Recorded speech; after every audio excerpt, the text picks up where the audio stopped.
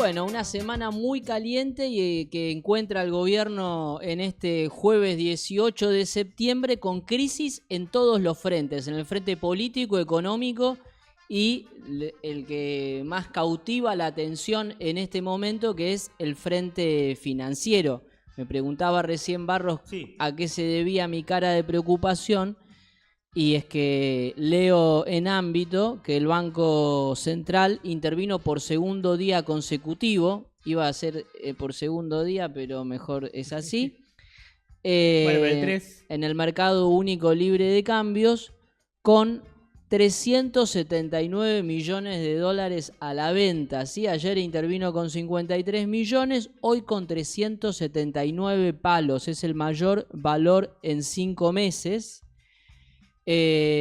No obstante, subió el dólar y los paralelos circulan ahora a 1.500 pesos aproximadamente. Sí, 1.530 estaba el MEP y el contado con liqui.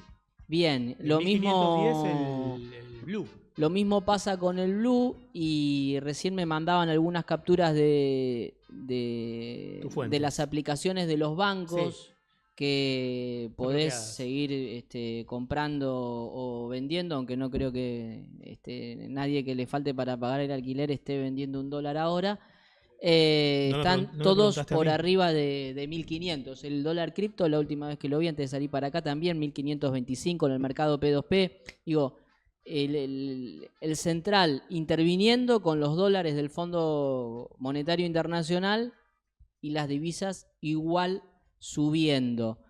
Un escenario que no podría ser peor, me parece, para el gobierno nacional, pero sobre todo para los argentinos, que nos encontramos otra vez arriba de un tembladeral y con alguien al mando que no sabemos si, o sí sabemos, respecto de si tiene o no las condiciones para conducir el país en medio de esta tormenta, porque malos gobiernos hemos tenido, gobiernos más o menos buenos o más o menos, que han tenido que afrontar crisis de este tipo, también hemos tenido, pero ahora no estamos seguros de que las personas que están al mando reúnan las condiciones psíquicas para llevar adelante al país hacia donde quieran que nos quieran llevar.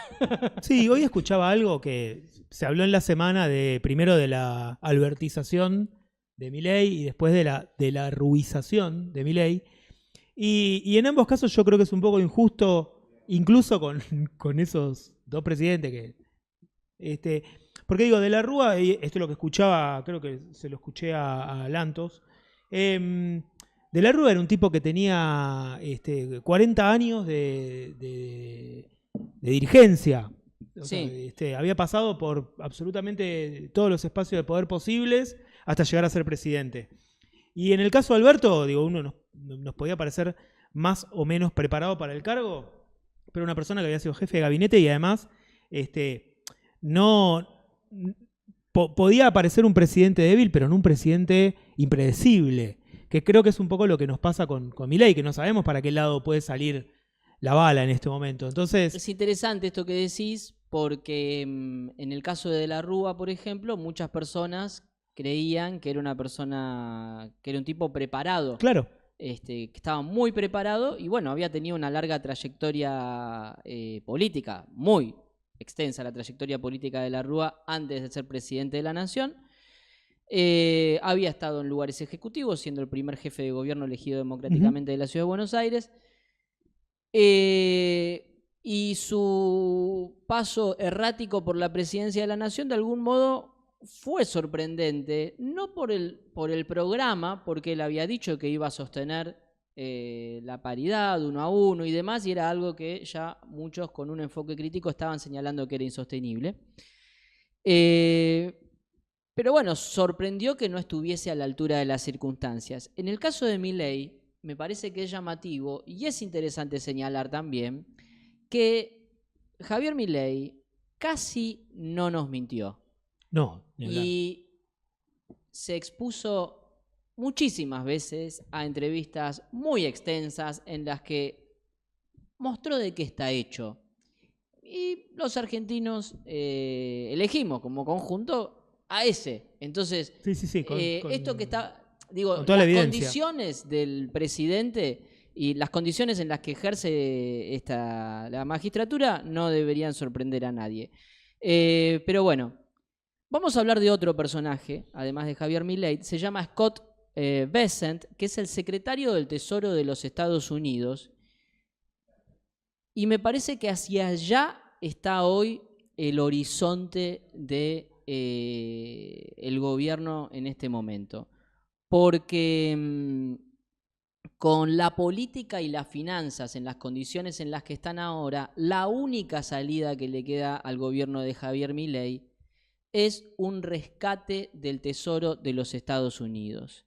Y esto no es del todo descabellado porque el bueno de Scott Bessent es el secretario del Tesoro de los Estados Unidos y allá por el mes de abril visitó la Argentina en medio de un momento muy relevante para Estados Unidos. Donald Trump estaba en esa pelea por las tasas con China, Europa, la guerra comercial con China. Y en ese contexto vino Scott Bessent, tuvo una extensa reunión en la Casa Rosada con Javier Milei, después brindaron una conferencia de prensa y donde dio un discurso muy breve, pero de enorme respaldo al gobierno de Javier Milei, y una semana más tarde, según reveló en ese entonces la agencia Bloomberg, hubo una reunión en la Casa Blanca en la que Scott Bessent dijo que estarían dispuestos a usar el Fondo de Estabilización Cambiaria del Tesoro de los Estados Unidos para apoyar a la Argentina en caso de que hubiese algún cimbronazo externo que pusiera en crisis el modelo, siempre y cuando Milei mantenga el rumbo, ¿sí? ¿Qué sería este Fondo de Estabilización Cambiaria? Plata del Tesoro de Estados Unidos, no ya de un organismo multilateral o de agentes privados del mercado que, bueno, creen que... un poco parecido al swap chino. Es el Tesoro de los Estados Unidos poniendo plata en la Argentina para rescatar a Javier Milei. Es algo que se ha hecho poco, según tengo entendido, lo hizo Estados Unidos en la crisis del tequila en México, pero era una crisis que afectaba a Estados Unidos y que afectó a toda la economía de Occidente. Y hoy escuché por ahí que también lo hizo en algún momento con Uruguay, pero fue un préstamo creo que duró 3 días. Claro. Que no sería el caso de la Argentina. Sería Pensé que iba a decir que era un préstamo chiquito. Perdón. No, también.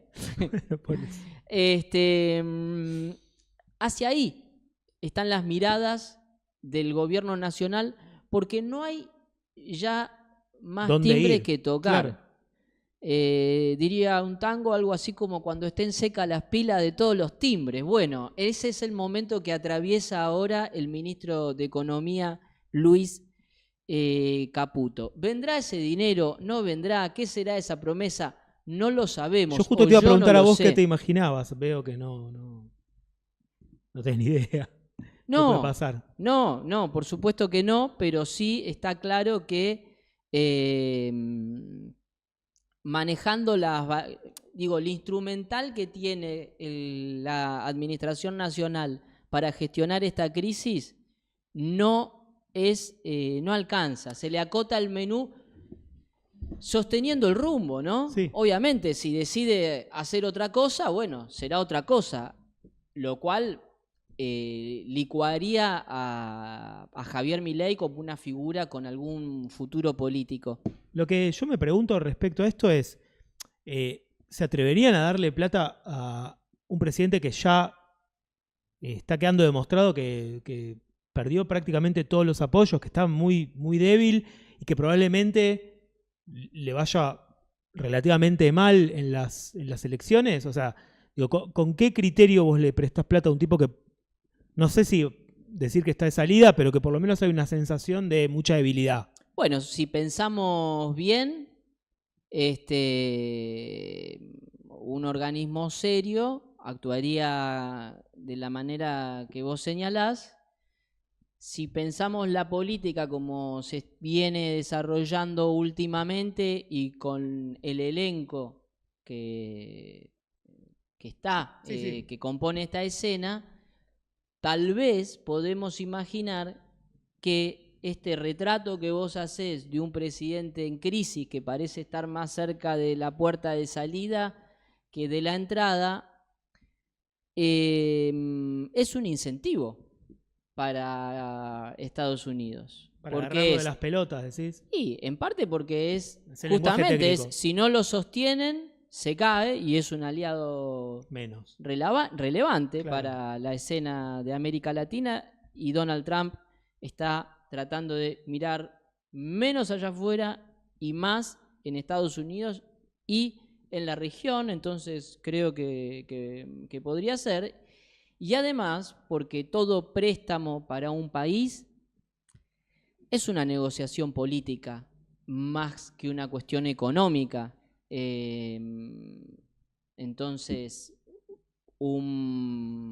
alguien que pide plata en una situación de debilidad, bueno, queda un poquito más expuesto respecto de cómo son las condiciones de la devolución de ese préstamo. Así que yo no estoy tan seguro de cuál va a ser ese desenlace. Lo que sí está claro me traes mucha tranquilidad. Es que la debilidad financiera del gobierno en este punto es inocultable, y lo que da profunda pena, y en mi caso a veces algo de desconcierto, es cuando veo excitación en esto, de el dólar yéndose a la mierda, el riesgo país yéndose a la mierda, las variables económicas que dan todas para el culo, porque la fragilidad no es del presidente Javier Milei, es de la Argentina. El presidente es un ser humano.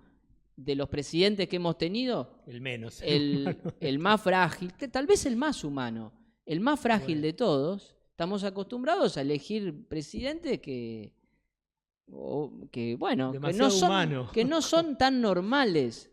Los peores son los más normales. Los que se quiebran frente a una tragedia personal, los que sí, bueno, los que hacen cagadas, los que vamos, no hace falta enumerar. Los mejores presidentes son un poco más raros. Uno no se siente identificado con un tipo o una tipa que actúa como actúan los políticos de primer nivel. Claro. Este tipo le pasa algo y se enoja, se pone iracundo. Yo no me siento identificado rabietas. Igual con... ¿Cómo? Que no me siento identificado tampoco con la humanidad de Milei. Digo, estamos entrando en un terreno que no importa, pero no es una humanidad con la que yo me siento identificado, porque siento que está... Bueno, pero vos porque tenés el don de la empatía, pero hay otro puñado de emociones que aparecen en la escena cuando ves a Milei con las que podés sentirte identificado. Lo que pasa es que con esas emociones vos haces algo distinto. Exacto. Sí. Terapia. Ahora, a un político de primer nivel no se le deberían notar tanto. Claro. Bueno, a este se le ve todos los hilos.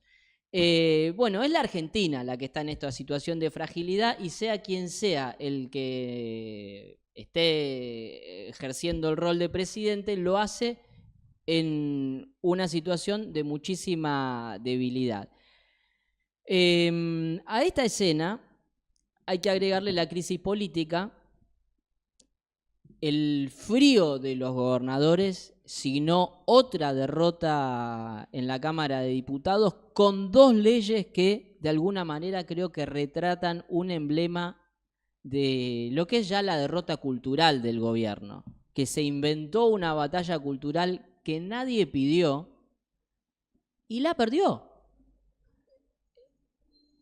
Nadie reclamaba que recorten el presupuesto para los discapacitados o dejen a las universidades casi al límite de su supervivencia. Entiendo que hay un costo fiscal, me parece que no es el más importante. El gobierno tuvo muchas oportunidades para retroceder o negociar cuando todavía tenía aliados en el Congreso de la Nación para que esos proyectos salgan de una manera que le resulte más amable a la caja de la administración nacional. No lo hizo, dio esta contienda en el modo de la batalla cultural y la perdió. Sí, yo creo que yendo a su lógica y a lo que ellos llaman la batalla cultural, creo que había cierto que su electorado le podía permitir, por ejemplo, que eliminaran el Ministerio de la Mujer. Digo, sí. ¿Por qué te reí, boludo? Porque estaba por tomar agua y lo estaba mirando a Marco cómo ponchaba las cámaras. A propósito. Y Marco estaba muy atento. Sí. Claro, para que tomes agua. Bueno, nada, digo, yo creo que hay algo de la batalla cultural donde su electorado o su núcleo duro podía coincidir con determinadas reformas, qué sé yo, más por una cuestión ideológica, o esto decís vos de los enojos, las pasiones tristes, como le decís algunas veces.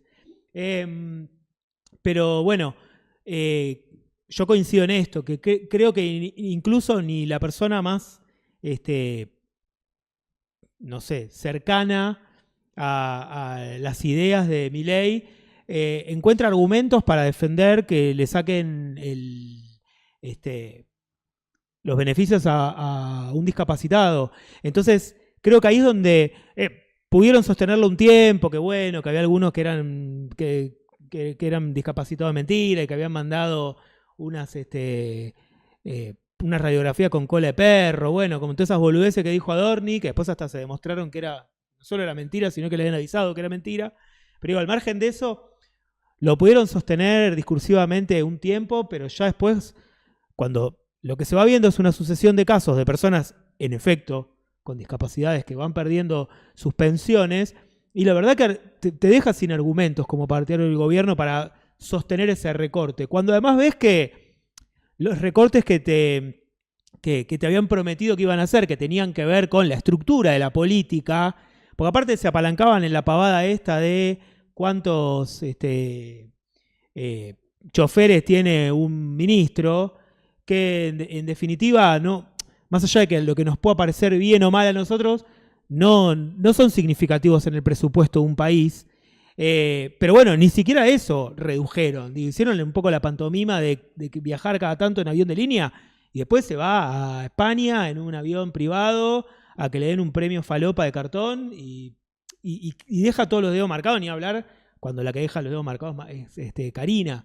Entonces me parece que se quedaron sin argumentos para sostenerlo incluso desde la batalla cultural. Y eso es donde me parece que pierden, porque no lo pueden sostener desde, bueno, ordenó la macro, bajó la inflación, contuvo el dólar, porque todo eso se les está yendo de las manos, incluso sin que todavía los haya perjudicado el aumento en el presupuesto que pueda significar sostener a la universidad pública, volver a poner los subsidios para los discapacitados. Entonces, la verdad que yo creo que como militante de Milei te quedás sin argumentos también para sostenerlo. Sí, el gobierno empezó a perder cohesión y coherencia en su relato ya a partir de la estafa de Libra, y después esto se fue torciendo cada vez más. Primero por cómo lleva adelante el relato y por las peleas que decide dar, y después por los resultados. Porque bueno, al fin de cuentas los resultados mandan también, y cuando los resultados empezaron a ir mal y encima el relato en torno a eso se vuelve un poco errático, bueno, se complica. La manera en la que el gobierno además trató a la clase política durante todo este tiempo, me parece que ahora que el gobierno o que Milei necesita de la clase política se vuelve muy problemático, porque los políticos que están en la escena hace mucho tiempo estaban esperando, porque cualquier político profesional sabe bien que el que se mueve no sale en la foto y todas frases de ese tipo que son ciertas, los tipos las aplican. Entonces, un gobernador al que lo basureás se va a quedar callado y todo el mundo va a decir: ay, mirá cómo le soban las medias a Milei, no sé qué. Eso es un rato nomás. Ese tipo nada más está esperando su momento. Total. Y eso es lo que está pasando ahora. La frialdad de los gobernadores con este presidente tiene que ver con todo lo que pasó a lo largo de estos casi 2 años. Es casi como un gran mirá de quién te burlaste. Exactamente, pero lo van a hacer en silencio. Por supuesto que lo que escuchamos del gobernador de Salta, Sáenz, que comparó a Milei con las palomas de iglesia por cagar a los fieles, es una excepción. En líneas generales, los gobernadores no van a hablar, no van a decir nada al respecto, y tampoco creo que estén buscando la manera de cagar al presidente, porque si hay alguien que no quiere quilombo es un gobernador de una provincia. Ahora, a partir del resultado electoral en la provincia de Buenos Aires, lo que se terminó es el miedo. Entonces, tenés un presidente ejerciendo el mal con mucha debilidad política y ofreciéndole miedo a sus adversarios. Cuando deja de tener eso para ofrecer, quedó desnudo. El presidente ya no tiene nada para ofrecer. Por eso estas derrotas que son cada vez más acentuadas en el Congreso de la Nación. Ayer, en el rechazo a 2 vetos de leyes que generaron mucha sensibilidad en la sociedad argentina, como es la emergencia en pediatría y el financiamiento universitario, otro ámbito, otra pelea que no hacía falta dar. Hoy, otra derrota en el Senado de la Nación, porque hace un rato nada más la Cámara Alta rechazó el veto a la distribución automática, llamémosle, de los aportes del Tesoro Nacional. Esto es plata que el gobierno nacional puede dar de manera totalmente discrecional, no solamente a las provincias, a cualquiera, ¿sí?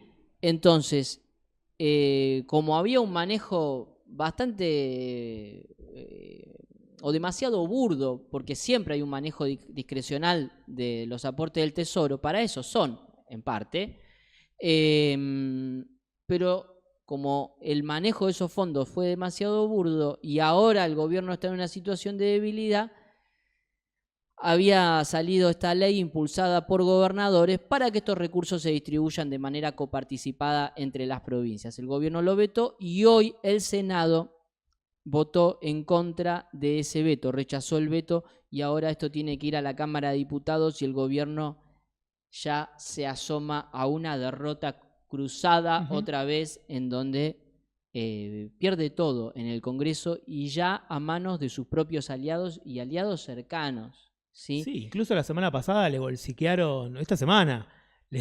El ministro del Interior salió a repartir plata, aparentemente. Y ayer lo cagaron. Y esto no dio ningún resultado. Por eso creo que en términos políticos el gobierno está muy complicado y eso no quiere decir que vaya a perder las elecciones, o que vaya a perder con números similares a los que se vio en la provincia de Buenos Aires. No sé cómo le va a ir. Algunos dicen incluso que hasta podría ganar por poco, pero la crisis financiera, política y económica, en ese orden, o primero la política, no las van a atajar ganando por 2 o 3 puntitos en las elecciones de octubre, porque además falta demasiado para octubre y la crisis arrecia a una velocidad que no tiene nada que ver con los tiempos electorales. En la economía esta semana tampoco hubo buenas noticias para el gobierno. Hay 2 datos de la economía real que se conocieron esta semana y no son buenos. Uno es la inflación mayorista que trepó a 3,1% en el mes de agosto y esto por supuesto que anticipa un traslado a los precios minoristas. Un dato que está atemperado nada más porque en la calle no hay plata, entonces el comercio minorista, bueno, trata de atajar lo que puede de los aumentos de sus costos porque si no, no tienen a quién vender. Ahora, 3,1% de aumento en agosto de la inflación mayorista es un número que nos permite imaginar que va a ser difícil, por lo menos difícil, que la inflación minorista perfore sensiblemente los 2 puntos. Estamos en 1,9, va a ser difícil que tengamos una inflación debajo de 1 punto, como hubiese imaginado el gobierno y como haría falta que baje para que se cumpla la proyección que presentó el gobierno en el presupuesto, que es una inflación un poco mayor del 10%, si no recuerdo mal, ¿no? Bueno, me llegó recién un video, si quieren lo ponemos, no lo pude ver todavía, donde parece que los propios los conductores de carajo no sé, le sueltan la mano al gobierno o anticipan. Sí, dicen que como que asumen que les está yendo mal. Como el orto. Muy mal. Bueno, veámoslo, si es posible. Bueno, ¿cómo estamos, muchachos? Además de piolados. Sí, piolado entonces. Estoy cansado ya. La vez pasada estábamos piolados también en el Congreso, pero por lo menos estábamos agitando que saquen los tanques de agua, ¿no? A la calle. Sí. ¿Viste? Claro, hay que ver. Ya ni eso quedó. No, estamos realmente en la lona. 2024 fue un gran año. Sí, la verdad que sí. Éramos felices. Lástima que pasaron cosas en el medio, ¿no? Éramos felices y no lo sabíamos, boludo. Éramos tan felices. Y lo sabíamos. Lo sabíamos. No, posta que lo sabíamos igual, ¿eh? Sí. Y ahora sabemos que no somos tan felices. Sí, claro. Va a llegar el día que tanto nos decían que iba a llegar. Está llegando. Algún día. Finalmente, está llegando ese día. El camino no van a piolar, gordo. No era ¿Qué tan vamos a largo hacer? al final el camino. No era tan largo el camino, boludo. Fue muy corto. Bueno. Ellos se cagan de risa un poco, pero vos ves los videos de 2024 del gobierno y los de ahora, y la tristeza en sus caras. No, sí, total. Creo que acusaron recibo del golpe, no es menor. Me parece sano que se rían de sí mismos. Sí, eso sí. Es el gesto más sano que vi de esta gente en el último tiempo. Muestra algo de humanidad. Sí. Hoy que hablábamos de eso. Seguimos totalmente. humanizando. Bueno, y el otro dato económico tiene que ver con el Producto Bruto Interno, que creció 6,3% interanual en el segundo trimestre del año, pero cayó 0,1% respecto al periodo previo. Y este dato es importante porque si tenemos 2 trimestres seguidos de caída del Producto Interno Bruto, a ese proceso se lo conoce como recesión. Uh-huh. Y convengamos que lo que está pasando no augura que arranque la economía. No, claro. Entonces nos aproximamos, o si es que no estamos ahí en este momento, a un escenario recesivo.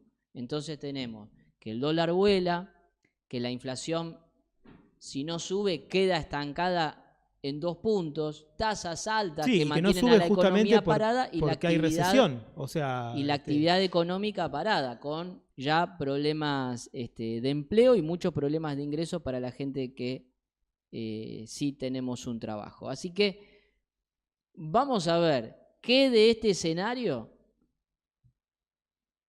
sigue en pie para el próximo jueves.